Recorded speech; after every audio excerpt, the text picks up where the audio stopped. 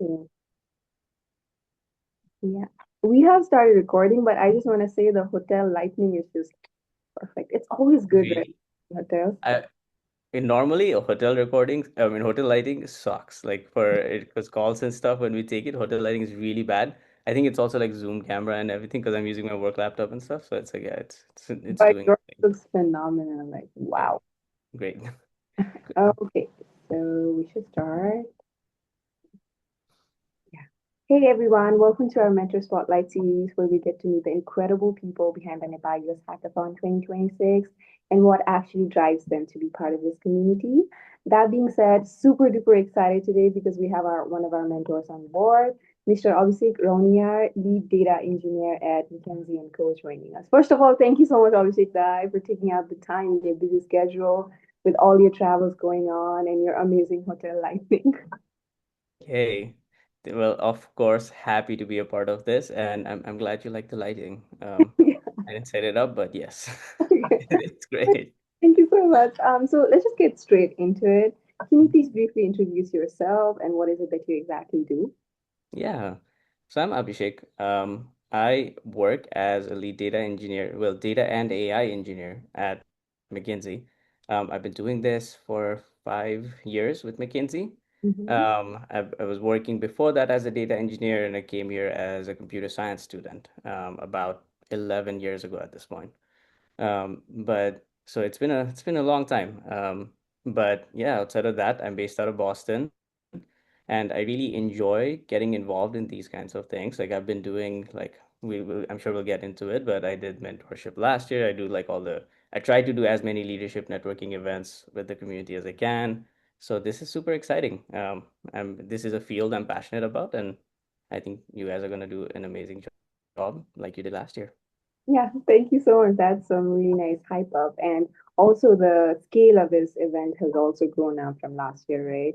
Like we Drastically. with this exactly drastically 1300 was participants and this and that, so hopefully it'll be amazing. I'm sure it will be because we have people like you well wishing towards the event, and it's amazing, that you have this passion to say I want to be involved in more leadership and networking events and give back to the Mhm. community. So again, thank you so much for that, right? Of And course. like you said, you were part of this last year. Yeah, definitely. I'm sure there's so many things going on with you right now, right? With work and travel and this and that. So Yeah. what made you prioritize your time? What made you come back or say yes to being part of the Nepal US Hackathon 2026? So I think this is like, firstly, this is a very rare opportunity, not just for the participants, but also for the mentors and everyone involved, I think. Because one, like you said, the scale of this event, two, the community. I think it's a Nepali community focused event, which you don't get like in the professional setting as much. Like as long as I've been involved with the Nepali Leaders Network, it has always been like, oh, this is the only like forum for this professional networking with Nepali folks. And I feel like that aspect of community has just always been missing, like in my life, in most people's life who have moved to the US or moved abroad anywhere, honestly, at this point. And I think this creates that opportunity to build those relationships, to kind of make those connections with those people. So I think that is such a huge part of this. And I think also a really important thing to me, which like honestly made me say yes, is always being able to guide folks in a way that I didn't have guidance in a way that other folks who came here before, like 10 years ago when I came here, I had no idea that I should be participating in hackathons. Like I was a computer science student. Like I think my final year was finally when I actually participated in a hackathon. And I was like, oh, I wish I knew about this earlier. Because like so many people got like internships from that. So many people got jobs from that. And so many people got to know about like different technology stacks, different types of roles. Like my role, for example, is not a common one, and we can get into that in like a little bit as well. But I think that's like just understanding all of these avenues and being able to help people identify and figure out like their journeys is such an amazing opportunity. So I'm really excited. Yeah, and like you said, right, when you move across a country, and the Nepali diaspora in itself is very scattered. We're very scattered. Mhm. Of course, we have the talent, we have the potential, but events like this, like you said, really do bring us closer together, even if it's virtually. And that being said, I really want to move to Boston at this point because 80% of the people I interviewed were from Boston. So I I thought you already were in Boston. I did not know you.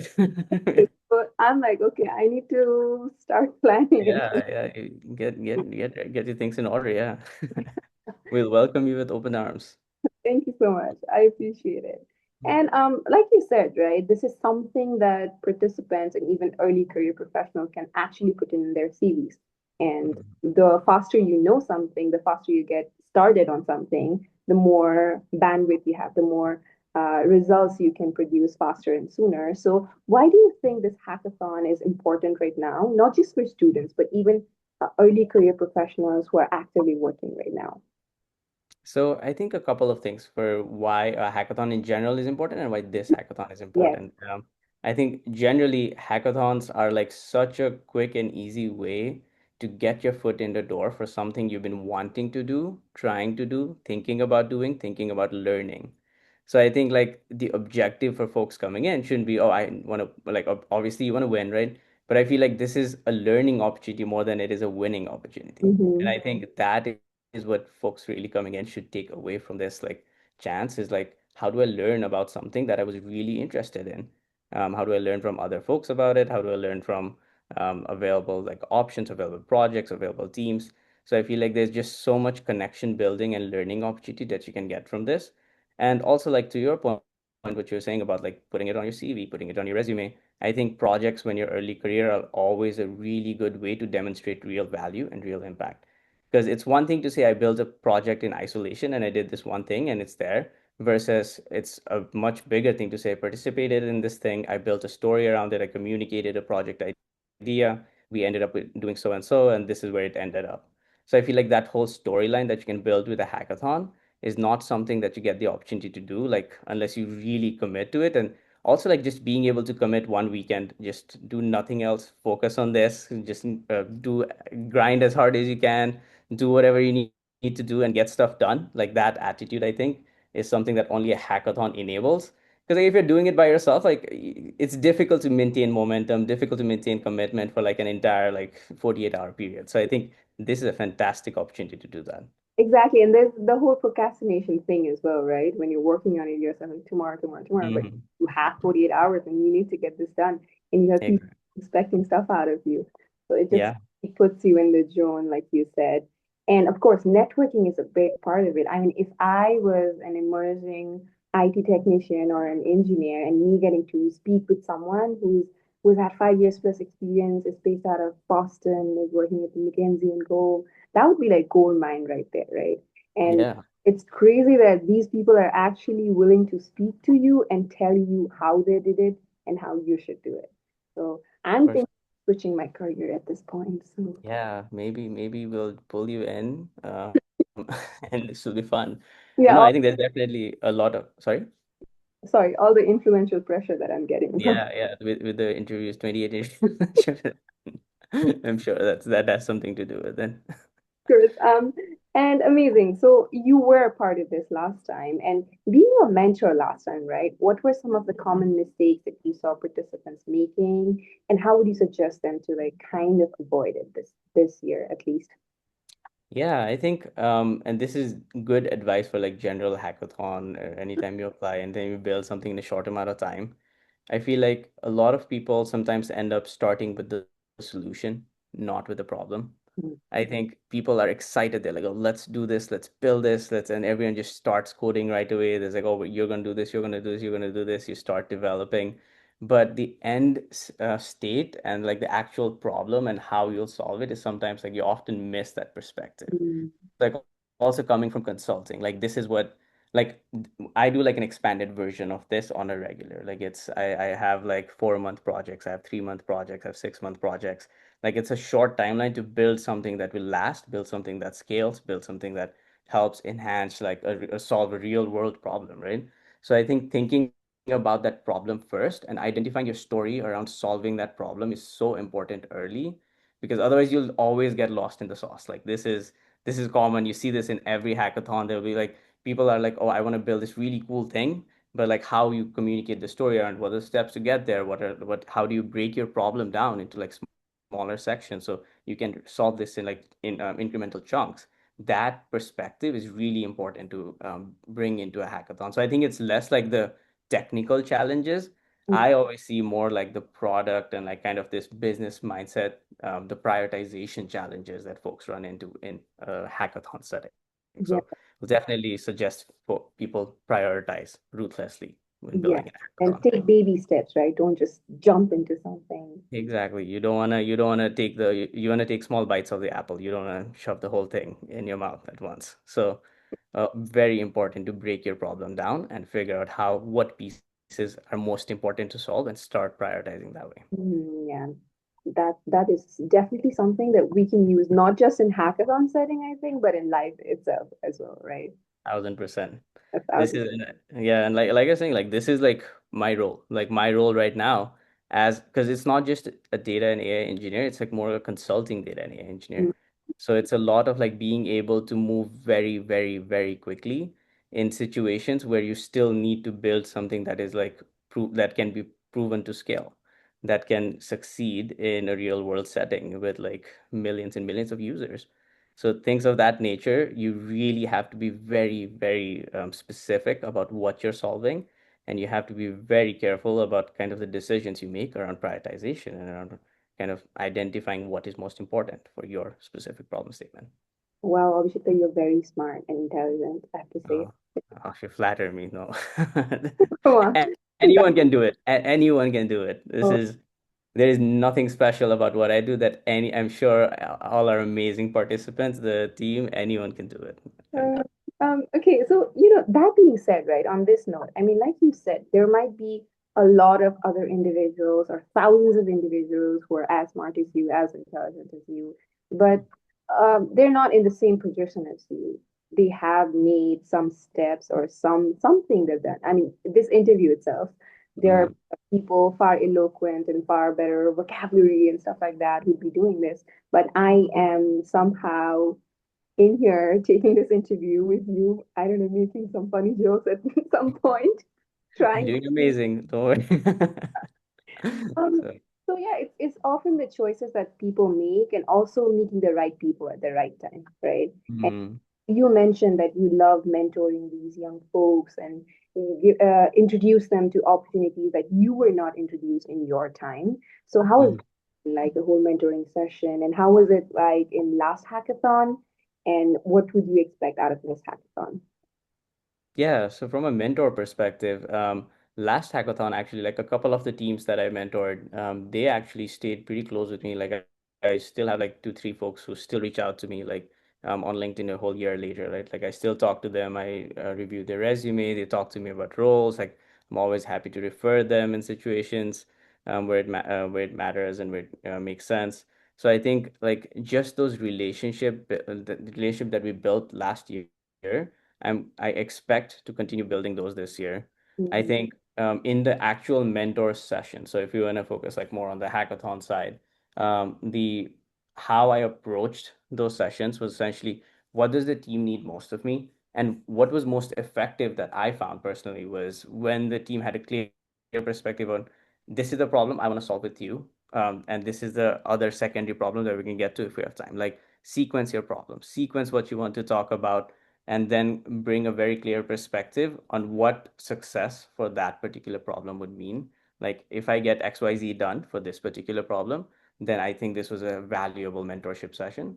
And I think that's kind of the perspective that I want the mentees to bring to these sessions is just being very clear about the scope of their problem, about understanding because on like the person who's building and solving a specific problem, their job has to be to communicate that problem very effectively. And that will help them not just in the mentorship session, that'll help them in their presentations, that'll help them in their storylining when they're actually demoing their final product, when they're explaining it to the judges.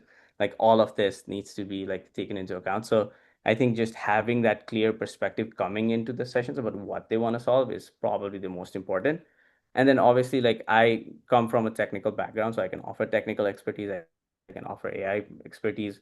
And if we can talk more about that stuff as well, but essentially like anything related to deploying agents, building agents, deploying generative AI now, like that's 90% of my role right now. So building scalable systems, that's what I can offer the most value with. So align your problems to the mentor's focus areas. I think that's super important as well.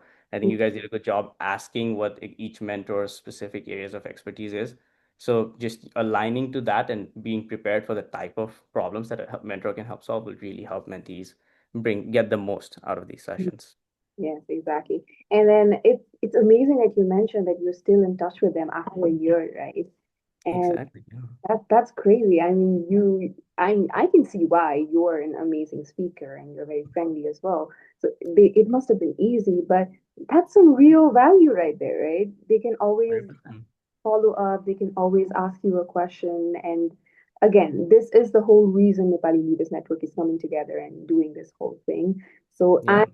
absolutely excited to see how many more people will be, appreciating this and actually taking on this challenge and not just being passive and letting it flow, but to being Yeah. active and communicating. So yeah, hopefully we'll see some amazing projects this year as well. And that being said, right, there must have been so many great ideas last hackathon. And Hmm. not all of them turned into a real value product or startup companies or a multimillionaire product, but the ideas that were brought out of that, and also the pool of people that came together, right? Someone Hmm. was straight out of high school, someone is working at some hotshot company, someone is interning at, I don't know, CBG or somewhere. So, how do you suggest people to work out through these differences and then make them realize that it's not just about winning, like we said, we already touched on this, but Hmm. actually the idea and the experience that you get out of this hackathon. Yeah, and I like to look at hackathons more as like case studies, right? Yeah. This is a limited time to solve a very interesting problem. So Mm, I think, and you don't have to solve it all the way. It doesn't matter if you like you got 100% of what you wanted to build. I think it matters what idea you took and how you approached it. So I think that skill is what you want to take away from this hackathon, like being able to approach a problem, identifying not the 100% solution, but what lets you communicate the story and kind of put together a prospective solution or a path to that solution even where like you may do like 50% of like honestly your build, and that's fine if you can communicate that as this is our overarching idea, mm, this is the piece that we solved, this is how this is what the solution looks like, these are the next steps. That's what the most successful presentations looked like to me the last time we did this. And I think that's kind of the direction that I would love for people to take away from this is not, or you have a perfect product coming out of this, and or you're like you have this amazing thing that is just startup ready or whatever. Like this, you cannot build a startup ready thing in just 48 hours. You are going, this is a way to like basically get a POC of your idea out there. This is just proving out that concept very early stages, very quickly, just validating whether this idea can grow legs and walk. I yeah. think that's what I want people to come at this with. And it's not about like building the perfect product. It's not about completely solving the problem statement that you hear. It's really about how you approach your idea, communicate how you're solving it, and solve a part of it and identify very clearly what needs to happen next. I think that's a really big part, by the way, of every presentation. So huge, huge, definitely would love everyone to take that advice around being able to clearly communicate what next. I think that is so important. I think you just disclosed our judging rubric, by the way, just now. Oh, Saying oops. Oh no. important, right? You said that you just need to like this is a way you can know if your idea can grow legs and it can walk. Like Exactly. I wish I had more interviews. I would sound so smart after this Abhishek died. Dang it. You've done 20. I'm sure you already sound smart. Don't worry. I would love to sound At more this smart. point. Okay, and with that being said, it's already 9:55 and we're almost out of time. I did not realize how fast this went by. Thank you so much for being such a good speaker. And I have one last question, right? So after Mhm. everything we've said about networking and communications and just being out there might still be people who feel like maybe not this year. I'm not yet ready for the hackathon. What would you say to them? I would say you are always ready for a hackathon. I think it's about if you cannot do it due to prioritization and other things, completely understand. Mm-hmm. But a hackathon is a platform that is very beginner friendly. It is supposed to be very beginner friendly. You do not need to be a tech expert. You do not need to be a guru. You do not need to be an expert in anything, honestly. This is an opportunity to learn, and it's a rare opportunity to learn with the Nepali community. I Mm-hmm. think this is like, had I seen something like this when I was like early days, I would have jumped at the first chance I got at it. I do not care what I would have that weekend. I would have rescheduled it for this.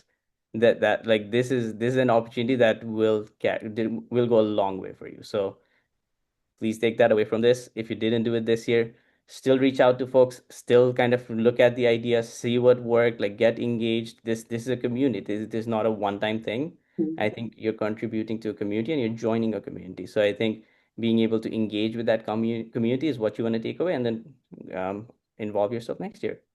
Definitely always going to be more chances. Thank you so much. Yes, of course. And hopefully there'll be a hackathon in 2027, which I'm sure it will be. Yeah, we can't stop the train anymore. It's too And fast now. the reaction has already started. Yeah. Yeah, and hopefully I'll be hosting next year as well. Yeah. Uh, After And 28 interviews, you can't stop now. So you're also on that train. So yeah, and you'll also be our mentor and motivate. yeah, I committed 2 years in a row. No, All right, this, thank you so much, Abhishek. It was amazing speaking to you, and yeah, you're a was very nice person to talk to, I'd say. I just put it very blandly. And yeah, it's been amazing hearing your insights and your thoughts. And I'm sure the 1,000 feet perspective that you'll bring to the table will be so very valuable for our participants, your mentees. And yeah, I hopefully they'll stay in touch. And next year too, we'll be talking about, oh, this number of people are yeah, in touch with me. And yeah, again, thank you so much for having the passion to give back to the community and say that, yeah, I want to help people. That's of what course. makes Nepali Leaders Network in itself a successful thing. And yeah, thank you so much. Any lasting thoughts on Nepali Leaders Network or the upcoming hackathon? Get engaged. Getting Use this opportunity to get engaged. Amazing platform, amazing work everyone on the Nepali Leaders Network team is doing. So really excited, and you should all be excited, whoever's watching this. Yes, I'm also very excited, and I'll see you from March 27 to 29. Thank you so much. When are you flying back?